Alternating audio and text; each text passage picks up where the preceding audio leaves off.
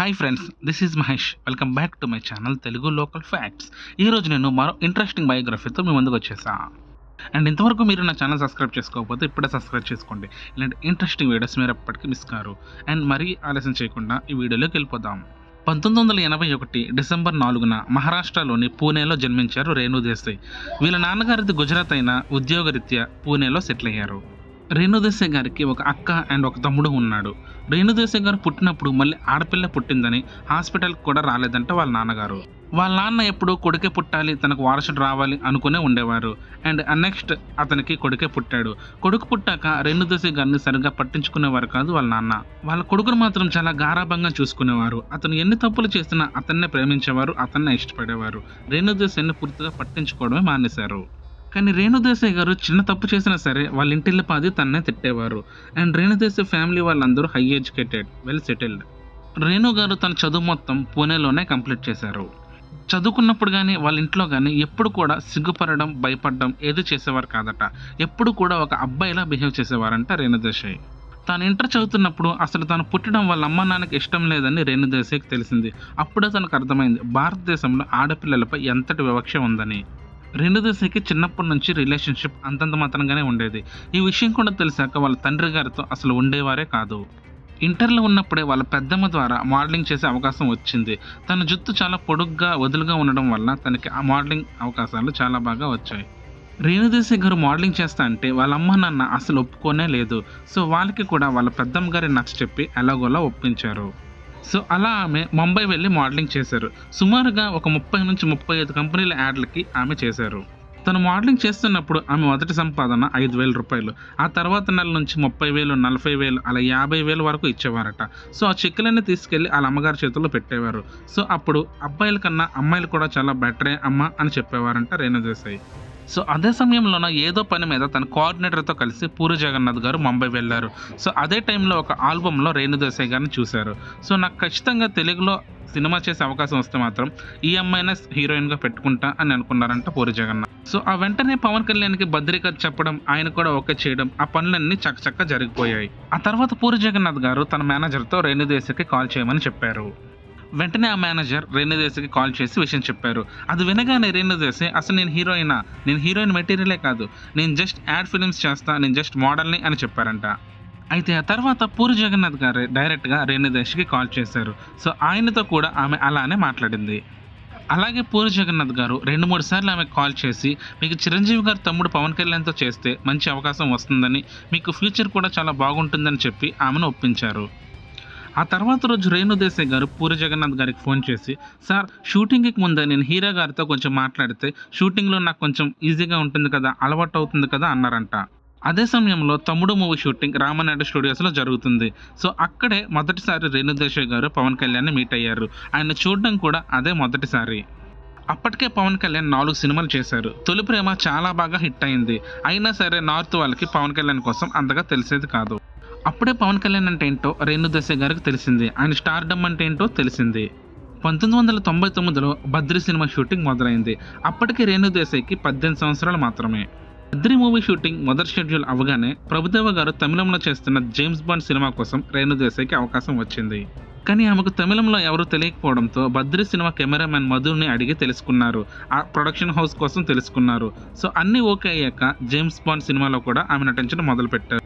ఒకవైపు Badri movie shooting, ఇంకోవైపు James bond shooting. 2 సినిమాలకి ఆమె డేట్స్ అడ్జస్ట్ చేసుకుంటూ ఉండేవారు. అలా ఆ 2 సినిమాలు పూర్తి చేశారు. బద్రి సినిమా 3వ షెడ్యూల్ నుంచి రేణు దేశాయ్ గారు అండ్ పవన్ కళ్యాణ్ గారు ఒకరినొకరు ప్రేమించుకోవడం మొదలుపెట్టారు. వారి ప్రేమ రోజు రోజుకి పెరుగుతుందే కానీ ఏనాడు కూడా ఒకరికొకరు ప్రపోజ్ చేసుకోలేదు. బద్రి మూవీ ఆఖరి షెడ్యూల్ రానే వచ్చింది. ఈ షెడ్యూల్ అయిపోతే తను పవన్ కళ్యాణ్కి దూరం అవుతానేమో అని, మళ్ళీ ఎప్పుడు కలుస్తానేమో అని ఆలోచించి తానే ప్రపోజ్ చేద్దామని డిసైడ్ అయింది. కానీ ఆ రోజు పవన్ కళ్యాణ్కి జ్వరం వచ్చింది. సో తానే దగ్గరుండి అన్ని సపరమర్యాదలు చేసింది. తను బాగా దగ్గరుండి చూసుకుంది. అయినా సరే ఆ రోజే ప్రపోజల్ చేద్దాం అనుకుంటే వాళ్ళ అమ్మగారు వద్దన్నారట. అయినా సరే ఎలాగోలా ధైర్యం చేసి అదే రోజు ఎయిర్పోర్ట్లో ప్రపోజ్ చేశారు రేణు దేశాయ్. సో పవన్ కళ్యాణ్కి కూడా తానంటే ఇష్టం కాబట్టి వెంటనే ఆయన కూడా ఓకే చెప్పారు. సో అప్పటి నుంచి వాళ్ళు ప్రేమించుకోవడం మొదలుపెట్టారు. అండ్ అలాగే సహజీవనం చేయాలని కూడా డిసైడ్ అయ్యారు. అప్పట్లో ఇది బాగా హాట్ టాపిక్ ఆఫ్ ద ఇండస్ట్రీగా అయ్యింది. అయితే రేణుదేశాయ్ గారి అమ్మ నాన్నకి మాత్రం తాను అలా సహజీవనం చేయడం ఇష్టం లేదు. అయినా సరే రేణుదేశాయ్ గారు ఎలాగోలా సర్దిచెప్పి ఆమెను ఒప్పిస్తూ ఉండేవారు. పవన్ కళ్యాణ్ చాలా మంచివాడని, తనెప్పుడు నన్ను మోసం చేయడని, నన్ను చాలా బాగా అర్థం చేసుకుంటాడని, ఖచ్చితంగా నన్ను పెళ్లి చేసుకుంటాడని వాళ్ళ అమ్మ నాన్నతో ఎప్పుడూ చెప్పేది. రేణుదేశాయ్ గారికి పవన్ కళ్యాణ్‌లో మంచితనం, ఆయన మాటలు, ఆయన సూటితనం బాగా నచ్చింది. రేణుదేశాయ్ గారు పవన్ కళ్యాణ్‌ని చాలా గాఢంగా ప్రేమించారు. ఎప్పటికీ ఆయన మనసులోనే స్థిరస్థాయిగా ఉండిపోవాలనుకున్నారు. అందుకే అప్పటినుంచి ఏ సినిమాల్లో కూడా నటించలేదు. మళ్ళీ 2003లో జానీ సినిమాలో మాత్రమే నటించారు. 2004లో వాళ్ళకి అకిరానందన్ జన్మించాడు. అప్పుడు కూడా సినిమా ఇండస్ట్రీలో చాలా చర్చలు జరిగాయి. అయినా సరే రేణుదేశాయ్ గారు పవన్ కళ్యాణ్ మీద నమ్మకంతో ఆయన మీద ఎటువంటి అనుమానాలు పెట్టుకోలేదు. అయితే 2007లో పవన్ కళ్యాణ్ గారి మొదటి భార్య అతనిపై ఇలా కేసు పెట్టింది. అతను రేణుదేశాయ్ అనే అమ్మాయితో రిలేషన్‌లో ఉన్నాడని, వాళ్ళిద్దరూ ఓ కొడుకును కూడా కన్నారని, అయితే నాకు ఇంకా విడాకులు ఇవ్వకుండా వాళ్ళు అలా రిలేషన్‌షిప్‌లో ఉండడం కరెక్ట్ కాదని ఆమె కేసు పెట్టింది. అయితే ఆమె పవన్ కళ్యాణ్‌తో పాటు చిరంజీవి ఫ్యామిలీ మొత్తం మీద కేసు వేసింది. అయితే ఆ కేసు 5 కోట్లకు రాజీ కుదిరి 2008 ఆగస్టులో వాళ్ళకి విడాకులు మంజూరయ్యాయి. అయితే విడాకులయ్యాక ఒక ముహూర్తం చూసి సాంప్రదాయబద్ధంగా చిరంజీవి గారి ఫ్యామిలీ సమక్షంలో రేణుదేశాయ్ అండ్ పవన్ కళ్యాణ్ 2009లో వివాహం చేసుకున్నారు.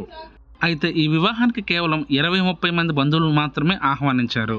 అయితే అదే సమయంలో చిరంజీవి గారు ప్రజారాజ్యం పార్టీ పెట్టడం, ఆ పార్టీకి వీళ్ళ రిలేషన్ అడ్డు వస్తుందని, అందుకనే రేణుదేశాయ్ అండ్ పవన్ కళ్యాణ్‌కి పెళ్లి చేశారని చాలామంది వాపోయారు. కానీ అది నిజం కాదు.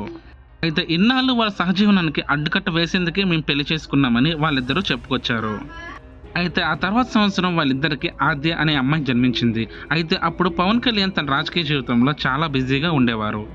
సో ఆయన ఫ్యామిలీతో కూడా ఎక్కువగా స్పెండ్ చేసేవారు కాదు. 2010లో నాగబాబు గారు రామ్ చరణ్ పెట్టి ఆరెంజ్ అనే సినిమాని తీశారు. అయితే ఆ సినిమా డిజాస్టర్‌గా మారింది. అయితే ఆయన చాలా అప్పుల పాలయ్యాడు. సో అదే సమయంలో పవన్ కళ్యాణ్ నాగబాబు గారికి కొంత డబ్బు ఇచ్చి ఆయన అప్పుల్ని తీర్చాడు. అయితే పవన్ కళ్యాణ్‌కి డబ్బు మీద అంత ఆశ ఉండేది కాదు. ఆయన ఏనాడు డబ్బు కోసం ఆలోచించేవాడు కాదు. సినిమాలపైన వచ్చిన డబ్బుతో ఆయన కొంత ఖర్చులు కొంచుకోగా మిగతాది దాన ధర్మాలు చేసేవాడు. అయితే ఇదంతా చూస్తూ రేణుదేశాయ్ తమకంటూ కొంత డబ్బు ఉండాలి కదా, పిల్లల భవిష్యత్తుకైనా కొంచెం ఉపయోగపడాలి కదా అనేది ఆమె ఊహ. అయితే తనకి డబ్బు ఇవ్వడం వల్లే పవన్ కళ్యాణ్‌కి రేణుదేశాయ్‌కి గొడవలు వచ్చాయని నాగబాబు గారికి తెలిసింది. సో అదే సమయంలో ఆయనకున్న ఒక అపార్ట్మెంట్‌ని అమ్మేసి పవన్ కళ్యాణ్ గారి అప్పుని తీర్చేశారు నాగబాబు. అయినా సరే వాళ్ళిద్దరి మధ్య చిన్న చిన్న గొడవలు వస్తూనే ఉండేవి. అవి చిరిగి గాలివానగా మారాయి. అయితే విడాకులు కావాలని పవన్ కళ్యాణ్ గారే మొదట అడిగారంట. అది విని రేణుదేశాయ్ గారి బుర్ర గిర్రుమని తిరిగింది. అయినా సరే వాళ్ళిద్దరూ విడాకులు తీసుకోవడానికి ముఖ్య కారణం బయట వ్యక్తులకి అసలు ఎవ్వరికీ తెలియదు. అసలు నిజానికి చెప్పాలంటే రేణుదేశాయ్‌కి అసలు విడాకులు ఇవ్వడమే ఇష్టం లేదు. కానీ విడాకులు తీసుకోవాలని పవన్ కళ్యాణ్ గారు చాలా బలంగా ఫిక్స్ అవ్వడం వల్ల ఆమె కూడా ఒప్పుకోవాల్సి వచ్చింది. అయితే పవన్ కళ్యాణ్‌తో దాదాపు 8 సంవత్సరాలు సహజీవనం చేసి అటు కుటుంబాలతో ఇటు బయట వ్యక్తులతో ఎన్నో అపోహలు ఎదుర్కొన్నారు రేణుదేశాయ్. అయితే ఎలాగోలా 8 సంవత్సరాల తర్వాత వాళ్ళిద్దరూ పెళ్లి చేసుకున్నా సరే ఆ వివాహ బంధం కేవలం సంవత్సరంన్నరకే పరిమితమైంది. అయితే విడాకులు తీసుకున్న తర్వాత దాదాపు సంవత్సరం పాటు ఆమె చాలా డిప్రెషన్‌లోకి వెళ్ళిపోయారు. అయితే విడాకుల కోసం ఆమె పవన్ కళ్యాణ్ దగ్గర 30 కోట్లు తీసుకున్నట్టు పుకార్లు షికార్లుగా మారాయి. అయితే ఈ అపోహ మాత్రం పవన్ కళ్యాణ్ అభిమానుల్లో చాలా బలంగా నాటుకుపోయింది. వాళ్ళందరూ రేణుదేశాయ్‌ని ద్వేషించడం మొదలుపెట్టారు. అయితే ఆమె ఖుషి, జానీ, గుడుంబ శంకర్, బాలు సినిమాలకి కాస్ట్యూమ్ డిజైనర్‌గా చేసి సంపాదించిన డబ్బులు మాత్రమే ఆమె వెంట పట్టుకెళ్లారు. పవన్ కళ్యాణ్ నుంచి కేవలం ఒక్క రూపాయి కూడా పట్టుకెళ్ళలేదు. అయితే ఆమె ఈ పుకార్లన్నిటికీ ఫుల్ స్టాప్ పెట్టడానికి ఒకసారి పవన్ కళ్యాణ్ దగ్గరికి వెళ్ళి, మీరు ఒక్కసారి ఒక స్టేట్మెంట్ ఇవ్వండి, మీ అభిమానులకు చెప్పండి నేను మీ దగ్గర ఎటువంటి డబ్బులు తీసుకోలేదని. సో అప్పుడు నేను ఎవరికి అపోహలు చెందవసరం లేదు, ఎవరి దగ్గర మాట పడడం అవసరం లేదు, ఎవరి దగ్గర తలదించుకోవసరం లేదు అని చెప్పిందట. అయితే దానికి పవన్ కళ్యాణ్ మాత్రం మన ప్రైవేట్ విషయాలు బయటపెట్టడం నాకు ఇష్టం లేదు, ఎవరు ఎన్నైనా అనుకొని ఎవరెన్నన్నా సరే ప్రతి వారికి సమాధానం చెప్పుకుంటూ పోవడం మన వల్ల అవ్వదు కదా అని రేణు గారికి సమాధానం ఇచ్చారంట. ఏదైనా సరే ఈ అపోహ మాత్రం ఆమె మీద అస్సలు పోలేదు. ఆమెను చాలా అవమానించారు. ఆమె మీదే పబ్లిక్‌గా చర్చలు పెట్టేవారు. విడాకులు తీసుకున్న బాధ కన్నా ఈ బాధ ఆవిడకి చాలా ఎక్కువైపోయింది ఆ సమయంలో. అయితే ఆమె మనోవేదన చెప్పుకోవడానికి ఆమె చిన్న చిన్న వీడియోలు పెడుతూ ఫేస్‌బుక్‌లో అండ్ ఇన్‌స్టాగ్రామ్‌లో పోస్ట్ చేసేవారు. ఆ కింద కూడా వాళ్ళు చెత్త కామెంట్స్ చేస్తూ ఆమెను ఇంకా బాధించేవారు. అయితే రేణు గారు విడాకులు తీసుకున్న తర్వాత వాళ్ళిద్దరు పిల్లల్ని తీసుకొని పూణే వెళ్ళిపోయారు. వాళ్ళిద్దరి పిల్లలకి మంచి భవిష్యత్తు ఇద్దామని ఆవిడెప్పుడూ కష్టపడుతూ ఉండేవారు. రేణు గారు తన జీవితంలో అంత కష్టపడ్డం చూసి వాళ్ళ నాన్నగారు శభాష్ రేణు అని అన్నారంట.